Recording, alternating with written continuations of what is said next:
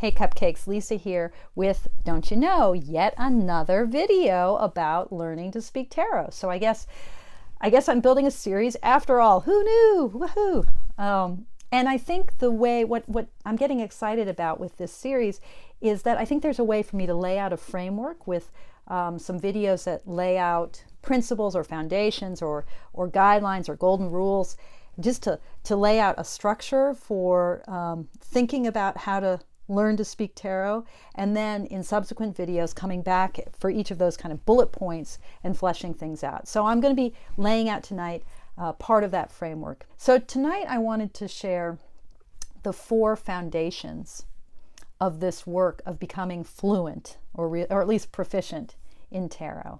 The 4 foundations of this world of tarot.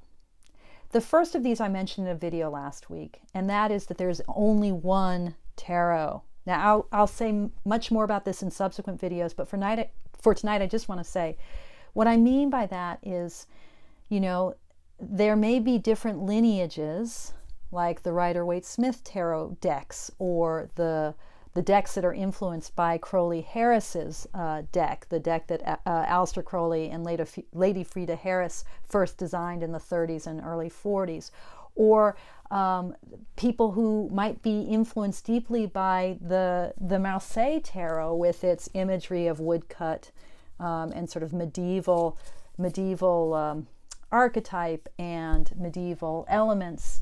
But these are just tributaries that branch off of one river. When we recognize that there really is one river and that these tributaries are all joined together, then we're liberated to really start to work across different decks, to see each deck in its own individual nature, to start thinking about what makes the 4 of discs like the 4 of pentacles, like the 4 of coins, what makes a Crowley-Harris 4 like Rider-Waite-Smith 4, like a Marseille 4. What's the common element? And then what are the regional differences? So tarot is only one system. There's only one tarot. The second foundation of tarot, like the idea that there's only one tarot, comes out of the history of tarot, and it's just this reminder that the tarot is a game. Before it was a language, it was a game, and it was the game of triumphs. The trionfi, the trump cards. The word trump comes from the Italian word triumph. And originally, the tarot emerged as a playing card deck coming out of the Muslim Middle Ages as they came into Europe, added with a 22-card sequence of these allegorical images. Now, when we remember that the tarot is a game, and like all games, there's a way to win it, we start to realize that the relationship with the cards is a relationship of winning, of victory, right? That you know, in the game of tarot, you know, the papist is worth more in a certain sense than the battleur, right? That recognition that these cards are connected by a logic of winning, by a logic of game, will help us understand the differences among the cards, among the trumps, the differences between the trumps and what we now call the minor arcana, the cards that come in these 4 suits that look more like modern playing cards, and then even the differences among the minor arcana themselves. So let me just say one thing about the pip cards. So just a reminder that the principle embedded in the pip cards is really clearly a principle of arithmetic, of addition. You know, you have ones, you add 1 coin to 1 coin, you get 2 coins, you add another coin, you get 3, you add another, you get 4, 5, 6, 7, all the way up to 10. But here's the thing. Adding coins is really different than adding batons. If we have more than 1 coin, we end up with wealth, right? 10 coins is better than 1. But in the pointy suits, the wands and the swords, when you add more than 1 wand, when you get multiple batons, you actually get conflict, right? You get confrontation, you get strife. When you add more than one sword, you get warfare, right? You get conflict. You add more than one cup, you get feast, right? So the round suits, as I like to call them, the coins and the cups, the story that gets told within these suits from ace to 10 is a story that moves toward community, right? A story where the individual is reflected within a community of many individuals. So the trajectory of the coins and the cups tends to be a happy trajectory, where the tens in both suits depict scenes of community. And even in a Marseille style deck, that's just reflected in, wow, 10 coins, that's a lot of coins, right? But in the pointy suits, the trajectory is toward conflict, not toward happy community. And even in a Marseille style deck, we see how the might of the individual becomes a sort of enmeshed and embroiled conflict. We see how this imagery of victory with, the palm frond becomes an image of conflict, of swords striking each other. Tarot is a game. It's the game of triumphs.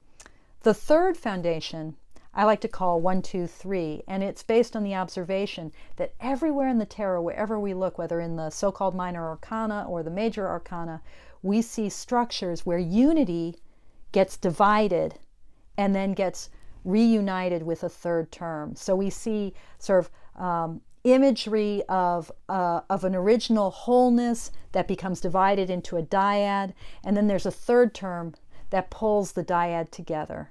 We see monads becoming dyads, becoming triads, over and over and over again. And that structural principle, once we recognize that, once we see that in the tarot, we start to understand how the cards interrelate. 1, 2, 3. Thesis, antithesis, synthesis. It's dialectic, really, for those of you who care about terms like dialectic. Okay, I just got kind of academic there. Apologies. I'm kind of academic, in case you hadn't noticed. Oy boy. Okay, the fourth foundation. Up till now, these three foundations have all been about the structure of tarot, like how the tarot is built, in the way that we might ask, like, how is a house built? Well, there's a floor, and there's a ceiling, and there are walls, and there are joists, and there are beams, etc., etc. Structure, right? Framework. But the structure of tarot is interesting to us because it also has content. And over the centuries, there have been all sorts of associations laden onto tarot, and any given artist will have their own associations, and depending on what lineage they're drawing from, whether it's Waite Smith or Crowley Harris or Marseille, the associations they pull into it, that they lay onto the structure of the cards, will differ, right? So there might be alchemical imagery, there might be Kabbalah, there might be astrology, etc., etc., etc. You can and should learn all of these things when you start to work with a particular deck. See what that artist, see what that lineage is playing with. That's all great. But there's one set of elements that are built into the tarot, baked into the tarot from the get-go, a set of elements that come with the 4 minor suits. And these elements are the 4 natural elements, coins being associated with the earth, cups being associated with water, swords being associated with air, and wands being associated with fire. And with the natural elements are also mental, emotional, spiritual components that also have a historical connection to the tarot through the minor arcana. So wands are fire, but they're also determination, will, vigor, right? All the things that allow us to prevail. The baton of the ace of batons is the same stick with which the original Hercules and the original strength card is beating the lion down, right? This is about fortitude and will. The sword, this is the sword not only that has an association with air and with the way that air can penetrate in any nook and cranny, but it's also the sword of justice, the sword of the mind that cuts through delusion, the sword that sees dualities, has a double edge. This is mind, this is communication, this is discernment. The swords are associated not only with the air, but also with mind and discernment. And then coins, coming out of the original association of coins with the gold or silver that is mined from the earth. This is the suit that not only is about the earth, but is about embodiment, materiality, and about human commerce, like human society, the way we interrelate, right? The way we build families, that we carry on wealth, that we carry on lineage and heritage through our families. This is the suit of nature and natural order and natural progression. And finally, the cups, and in the Marseille imagery, we see the sort of imagery of Jerusalem in a cup that recalls Holy Communion. The cups are not only about water and that which we carry in cups, the liquid stuff, but they're about communion, they're about emotion, they're about spirit, they're about the watery interconnections of the human soul that join one individual to another. Those 4 elements are the 4th foundation of learning to speak tarot. Okay, phew, thank you so much for your practice.